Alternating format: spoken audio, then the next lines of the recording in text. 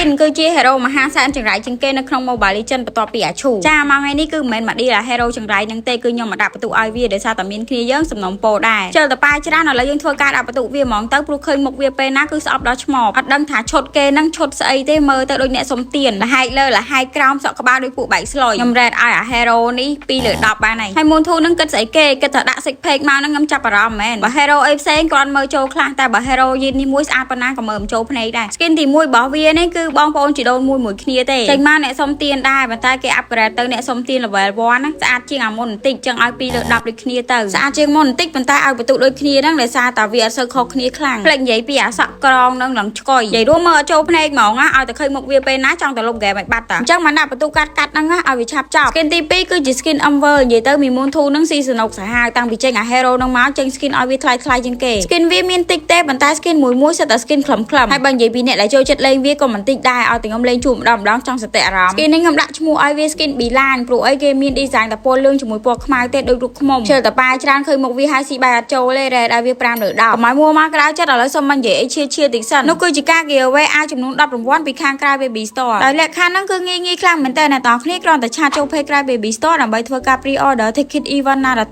ទៅគឺរួចជាការស្រេចអញ្ចឹងចំពោះការ pre-order ហ្នឹងគឺស្មើនឹងអ្នកនរគ្នាចុះឈ្មោះលេង game ដើម្បី random ឈ្មោះយកអ្នកឈ្នះចំនួន10ការ pre-order ហ្នឹងគឺអត់កំណត់ទេនៅក្នុងកញ្ចប់ណែនាំអ្នកនរគ្នាចង់ដាក់មួយណាក៏បានដែរនៅថ្ងៃស្អែកម៉ោង3ការ free ticket នឹងមកដល់ហើយអញ្ចឹងអ្នកនរគ្នាអាចធ្វើការកក់ចាប់ពីឥឡូវនឹងបានសូមបញ្ជាក់ម្ដងទៀតការចូលរួមលេង giveaway ហ្នឹងគឺសម្រាប់តែអ្នកដែលបានកក់តែប៉ុណ្ណោះចូលមកដល់ skin លេខ3ហើយគឺជា skin ជូកៃសែនចាប់ដើមចូលដល់ skin អភិជនមែនតើហើយ skin តិចតែតាន់ដល់ពេលអញ្ចឹងពេកទៅខឹងមូនធូនមែនតាអា hero ខ្លះហារត់តែ skin elite មួយមិនបានផងដល់ពេលអា hero នេះទៅចេញមកក្រោយគេសោះនិយាយពីថា skin event 3 4ម្នាក់ឯង skin មួយនេះខ្ញុំលើគេនិយាយគ្រប់គ្នាថា skill effect របស់វានៅក្នុង game ស្អាតប៉ុន្តែរូបរាងវានឹងក្រាស់ដូចអ្នកសុំទៀនត្រូវហើយខ្ញុំឃើញវារ៉ោរ៉ាដូចអា hero ដំបូងដែរតាបើនិយាយពីសក់ក្បាលគេវិញគេបាត់អាសាំង nature ក្រងរបស់គេហើយតែមើលយូរទៅឈួតដូចតែគ្នាប៉ះ hero ផ្សេងមកជុំឯងងុំមកប៉ះ hero នេះខ្ញុំឌីដល់ចាស់ skin ទី4គឺជា skin starlight ប្រចាំខែ8ឆ្នាំ2024និយាយទៅចេញចង់មួយឆ្នាំដែរហើយ skin ហ្នឹងធ្លាប់តែឮគេនិយាយថាសອບជពុបលើឥឡូវជួបខ្លួនឯងហើយ hero ហ្នឹងខ្ញុំស្អប់ដូចអាចតែ skin អីក៏ខ្ញុំមានដែរគ្រាន់តែមិនដែរលេងមូលហេតុដែលខ្ញុំស្អប់វាខ្លាំងហ្នឹងមិនបាច់ប្រាប់ឲ្យអ្នកនរគ្នាដឹងដែរមើលមុខវាដូចសាហាវបើបានវាយយើងហាក់ដកដៃឯងចំពោះ skin មួយនេះរូបរាងរបស់វាដូចនេះបន្តិចអីបន្តិច outfit របស់គេប៉ុន្តែខ្ញុំមើលវាអត់ឃើញស្អាតខ្ញុំឲ្យវា3លើ10 skin ទី5គឺជា skin attack on titan skin នេះគឺថ្មីស្រឡាងតែម្ដងទៅចេញក្រៅឯងខ្ញុំឮគេនិយាយថាតួអង្គដែលគេ collab ជាមួយនឹង hero យីហ្នឹងគឺជាយក្សហើយយក្សហ្នឹងអត់មានកអាទេតែដល់ពេលចូលមកដល់ Mobile Legends មានខោស្លៀកអីណាឮខ្ញុំនិយាយអញ្ចឹងតិចថាខ្ញុំរោគចិត្តហើយក៏ប៉ិតខ្ញុំនិយាយតាមគេតាមឯងដែរហ្នឹងខ្ញុំក៏មិនមែនជាអ្នកតាមដានរឿង anime អីដែរគ្រាន់តែឮគេនិយាយទៅក៏យកមកនិយាយតគ្នាអីចឹង